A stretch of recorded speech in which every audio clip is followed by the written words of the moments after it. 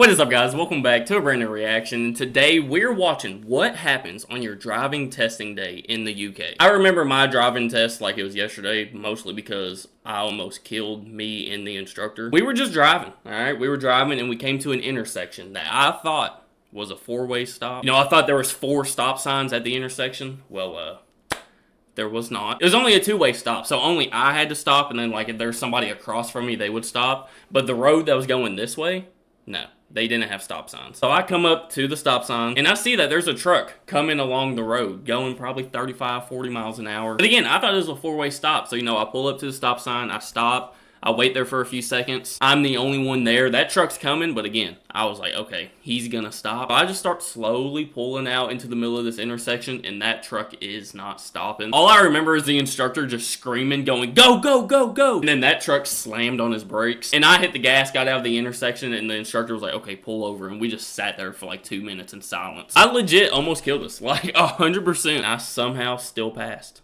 Somehow he was like, listen, you know what? You almost killed us, but I'm still gonna let you go. I don't know if it was because he just never wanted to see me again, or if it was the fact that I had to bring my dad with me, and when we got there, he kicked my dad out of the car and made him stand in the heat the entire time I was doing it. So when we pulled back into like the place we were parking, my dad was just standing there like this, you know, all pissed, just sweaty, standing in the heat. He was so mad. So I don't know if he was scared of my dad or just never wanted to see me ever again. Either way, I passed. Barely, but I passed. So that's what happened on my driving test day. Let's see what happens in the UK. Hopefully it's nothing like that. We're about to get into it. If you're new to the channel, hit that subscribe button, drop a like for more reactions like this. Y'all let me know y'all's experience on your driving test. Did you pass on the first go? But other than that, let's get into it. If you have your driving test soon, you might be feeling a little apprehensive. Nerves are perfectly normal, and being as prepared as you can be will help to manage these nerves. In this video, we will take you through what will happen on your test day, step by step, to help you feel as prepared. Oh, it's so weird to me. I don't know why. It's so weird seeing them drive on the other side. It just looks so weird to me. Before test day arrives, it is really important to ensure you have the correct documentation ready. You must have your provisional license ready to take and your theory test pass certificate. If you wear glasses, Dude, make sure the actual handwritten test, I also almost failed that by 1 point. Like, I was 1 point away. I got so lucky. But I remember, dude, we had to go to like the courthouse, and it was just some random room in the courthouse. There was like 50 people in there, all taking the same test. And there was just a dude standing up at the front of like the room, just like this, just watching all of us. It low-key might have been my dad, because that's exactly how my dad was standing while I was doing my driving test. But he did not blink. I'm telling you, he did not look away once. Because like, if you even like looked up and looked at somebody else like you were cheating, they were gonna kick you out. But yeah, I barely passed that one too. I got so lucky. sure they are clean and ready. Try and get a good night's sleep and confirm with your driving instructor where and when you will meet. If you are taking your test in your own vehicle, it must be clean, roadworthy, and fully insured for you to drive it. Literally, here, if you have like a McDonald's wrapper crumbled up under your seat, they will not get in.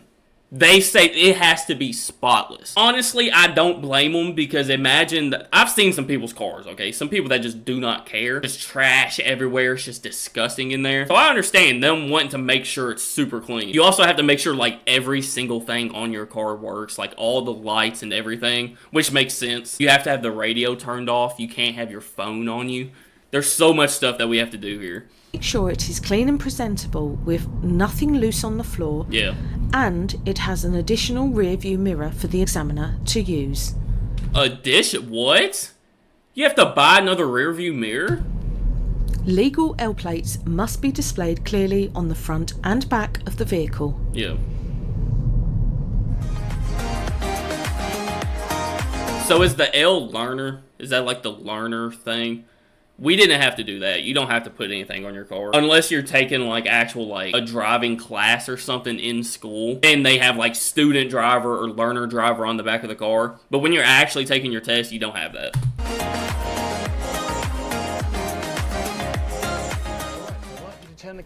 Most instructors will meet you 1 hour before your test. This will allow you to practice your manoeuvres and settle your nerves before you get to the test centre. What? They meet with you? No, that was not our case. As soon as you pulled in, you had to be there on time. You pull in, the dude's coming out, and you're instantly into it. They're checking over your car, making sure it's clean, making sure everything works, and then they hop in and you take your test. There is no pre-practice or nothing. What the heck? It's a good idea to get to the test centre a little bit before your test time, but not too early, as sitting waiting too long could cause your nerves to escalate. Sure. Take this opportunity to go through all the show me, tell me questions with your instructor. Even if you remember them, it doesn't hurt just to check, and it will also act as a distraction that will help to settle your nerves. Dude, that's crazy that y'all get to actually meet with them before the actual test. And you can, like, go over anything you might not be, like, 100% sure on. Not here. Like, literally, if you don't take the class, which, by the way, they didn't even offer the class here when I was in high school. They offer it now. If you don't take the driving class, you don't have an instructor. You have to drive, like, with your parents or something and let them teach you. So the fact that y'all even have an instructor in the first place is crazy to me. Which nowadays, a lot more people are taking the classes and everything. But when I was learning, no. My dad taught me, like, twice. And then the rest of it was just kind of learn on your own, you know? As you have driven to the test centre, your mirrors and seat position should be set up correctly. Yeah. But if you want to just take a moment to sit in the driver's seat and double check, again, this is something else to focus on and help you stay calm.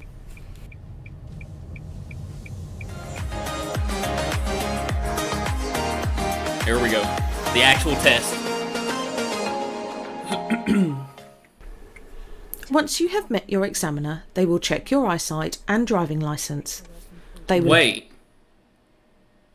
Wait, so it's different people? The instructor and the examiner, that's a different person? I did not know there'd be two different people, though. explain how the test will work, including how they will direct you, and whether you will be using the sat-nav for the independent driving portion of the test. They will then ask you a tell me question and explain that they will ask the show me question later on during the test. The examiner is expecting you to drive safely and legally on a variety of roads, and Safely is the key thing. Safely is a thing I almost didn't do. Or I guess I technically didn't do it. in different traffic conditions. They will give you directions clearly and in good time, and you can always ask for them to be repeated. Yeah. Whilst driving, Dude, my examiner, instructor, or whatever, he was chewing gum the entire time, and he was chewing it with his mouth open so loud. It was the most annoying thing ever. He told me, he was like, I'm gonna give you directions and, like, where to turn, but I'm not gonna tell you anything else. So he was just sitting there, just turn right up here, do a 3-point turn here, parallel park. I was like, oh my gosh. Like, I wasn't nervous enough. Now you're sitting here chewing in my ear. Oh my goodness. It had my anxiety skyrocketed. be sure to stay alert and aware of others around you by using your mirrors correctly, and show good awareness and judgment when dealing with other road users. See, lucky for me, even though I was in the middle of our town, I still live in the middle of nowhere. So, like, there was maybe 2 or 3 other cars on the road while I was taking my driving test. Granted, yeah, I almost wrecked into that one, but there was barely anybody out there. So it was just kind of me alone with the road, you know? Keep calm and try and maintain a good level of concentration. The examiner is looking for you to drive confidently and smoothly and make decisions independently. See, that's one thing. He's using a manual. I don't know how that would work over here, because I took mine with an automatic car, of course. I don't know if, like, there's a different test you have to take or a different, like, instructor that would be with you if you're driving, like, a manual car. But over here, if you're doing your test with an automatic car, your hands cannot leave the 10 and 2 position. That's, for some reason, that's, like, one of the biggest things here. But that's only with an automatic. So I guess with a manual, you literally have to take your hand off. So I guess they're not looking for that as much. The maneuver. At some point during the test, you will be asked to complete a manoeuvre. This will be either the pull-up on the right, forward bay park, reverse bay park, or parallel park manoeuvre. If you have been having lessons with an instructor, you should have had plenty of practice to ensure you can consistently complete each manoeuvre to the required standard. The examiner will explain clearly which manoeuvre they would like you to do and what they expect to see. Dude, parallel parking in a manual is so much more impressive. Like, so much more impressive. Remember that you must maintain effective observations all around your car during the manoeuvre and react to any hazards you see. I'll be honest, I completely blew my parallel park. I was like 3 foot away from the curb still. I wasn't even like really in between the cones that I had to parallel park between. I absolutely blew it, but listen, I've been driving for what, like 6-7 years now. I have never parallel parked ever. After that test, I have never done it. I will drive a mile down the road and park in some random parking spot before I parallel park right in front of where I need to go. That's just how I'm going to do it. But 99% of the time, I don't have to parallel park anyways. There's going to be a parking spot I can just pull into. But when that 1% comes around, I'm telling you, I'm not going to parallel park. Nope, I'm not doing it. We will walk to wherever we need to get. There is no need to rush, so take as long as you need to complete the manoeuvre safely. If you have any questions, don't hesitate to ask.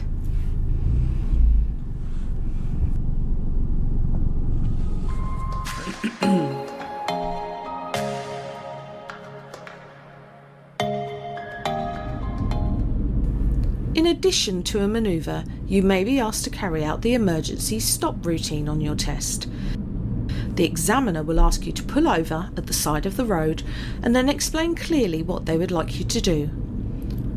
Once you resume driving, try to drive normally until the examiner gives you the instruction to stop. Be sure to react promptly and stop the car as quickly as possible while staying in full control. Imagine how you would react if We did not do that, but we should, because the amount of times you actually have to do that driving around here, whether it's a dog or a deer, it's mostly going to be a deer. The amount of stuff that jumps out in front of you while driving on these old country back roads, that should literally be in our test. We didn't have to do that, but we should. A small child had run out in front of you. Yeah. Brake very hard until the car has stopped. There is no need to check your mirrors or smooth your braking force as you would normally. The examiner will then say that you won't be doing that again and that you can drive on when you are ready. Finally, remember that you must check both blind spots before pulling away, or you will be given a serious fault and fail the whole driving test. Jeez.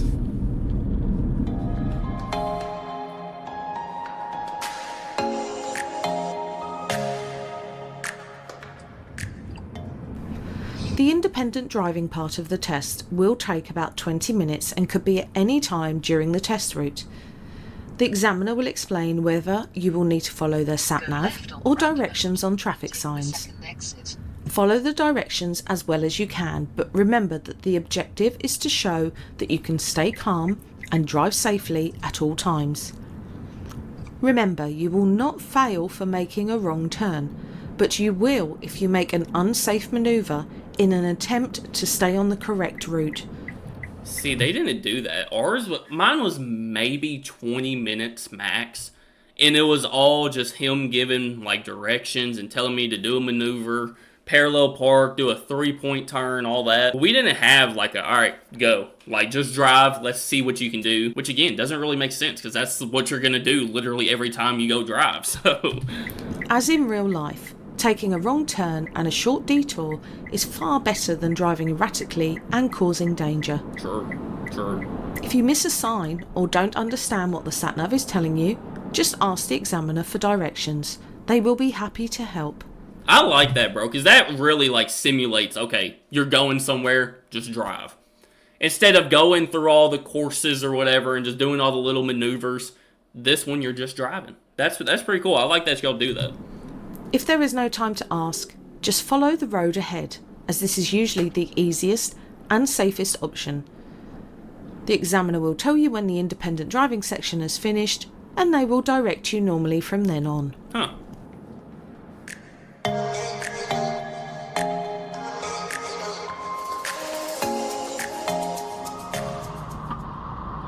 If you do make a mistake at any point of the test, don't panic. It will more than likely be a minor mistake and doesn't mean you have failed. Yeah. Remember that you are allowed 15 minor or driving faults during the test.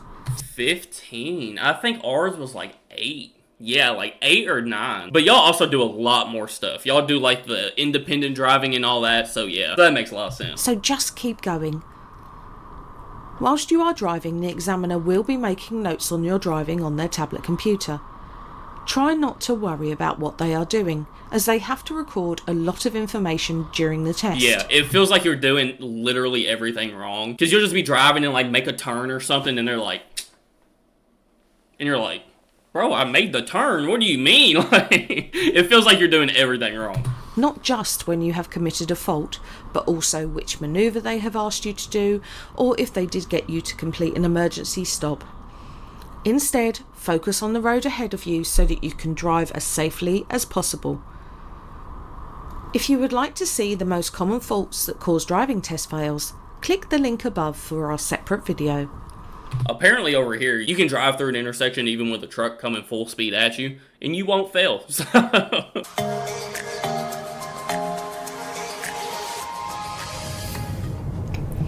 Once you have completed your test route and have arrived back at the test centre, the examiner will complete their paperwork and will give you your result. As long as you haven't accrued 16 or more driving faults, or a single serious or dangerous fault, then you have passed your test. It is normally a good idea to have your instructor present for the debrief to listen to the explanation if you have passed. Listen to what the examiner is saying, because even if you have passed, you may have made a few minor faults and you could still learn from them and improve your driving beyond test standard. What did you think you'd done? If you have failed, don't worry. Listen to the examiner's explanation and focus on these in your next lesson with your instructor. I'm telling you, you really don't learn how to drive until after you take your test. Like, once you're done and like, all right, I got my license, now I can go drive, that's when you really start learning. Ours is a lot more like in-depth than ours. Y'all do a lot more stuff, which I like. But alright guys, that is going to do it for what happens on your driving test day in the UK. A lot of that was pretty similar, except for like the instructor meeting you before and like going over stuff. That's crazy to me.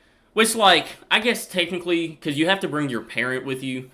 So like on the drive there, your parent could be like teaching you things. Y'all can like be going over it a little bit. But like having just a full-on instructor there, that's pretty cool. And then I really like the independent driving. Just letting you go, do your thing, and see how you actually perform just driving. That's something I wish we did over here. Y'all let me know what y'all think down in the comments. If y'all want to see more reactions like this, let me know by hitting that like button. I appreciate you guys so much. Make sure to go today. Spread love, spread kindness. Do something nice on my day. I love you guys so much. I really do. JTReacts, I'm out. Peace.